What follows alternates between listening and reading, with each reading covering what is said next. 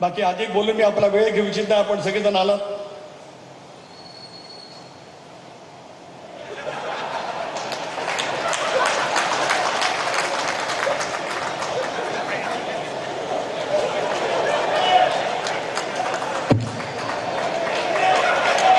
पुन्हा एकदा आपल्या सर्वांचे आभार. जय हिंद, जय महाराष्ट्र. म्हणजे भरत शेठ हा सहजासहजी आमदार झालेला नाही आहे. भरत शेठची असणारी मेहनत, भरत शेठची असणारी धावपळ, भरत शेठ ज्या लोकांना सामोरं जातो ते कधीही आम्ही त्याला चुकीचं जात नाही आहे.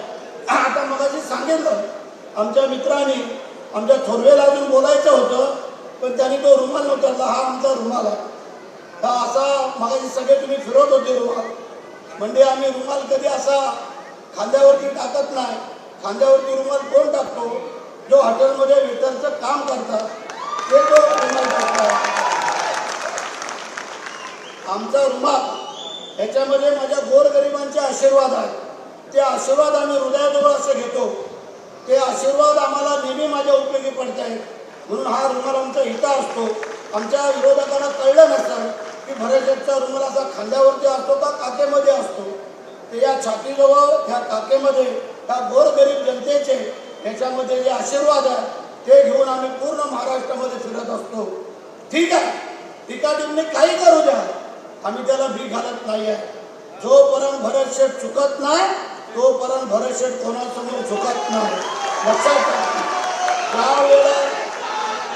ज्यावेळेला भरत शेठ चुकत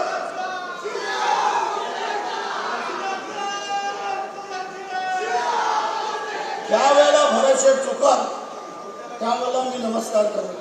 आम्ही 4 पावलं मागे सरतो. पण आमची पद्धत आहे आणि आम्हाला कधी लुटायचा प्रयत्न करू नका. आम्ही होऊन कोणाला पाय लावत नाही.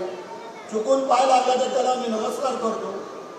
कारण आमच्या आईवडिलांनी आम्हाला काही शिकवून दिलेली आहे. आम्ही कधीही कोणाचं वाईट इच्छित नाही आहे. तुम्हाला कल्पना असेल की अगदी छोट्यातला छोटा जरी कार्यकर्ता आला तरी तो भरत शेठला भेटल्याशिवाय जाऊ शकत नाही आहे आणि भरत शेठ पण त्याला भेटल्याशिवाय पुढे जाऊ शकत नाही. आज आमचे कार्यकर्ते आमच्या नावाने बडबडतात की तुम्ही आम्हाला टायमिंग देता 12चा नेता 2 वाजता. करणार काय?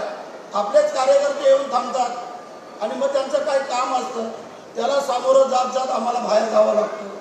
तर म्हणजे माझी विनंती, परवा याच ठिकाणी बरेचसे काही लोकांनी वेगवेगळी काय भाषणं केली, काही नकला केल्या, काय अनेक काही चर्चा झाल्या असतील.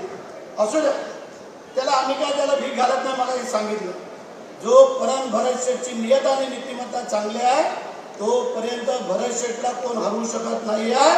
हे तुम्हाला आज मुरेश्वरांच्या समोर सांगतो. म्हणजे आम्ही काम करतो ते बोलतो. आज आमचे आदिवासी बांधव आजारी पडले. आमच्या डॉक्टरांनी सांगितलं की त्यांना मुंबईला न्यायला लागेल.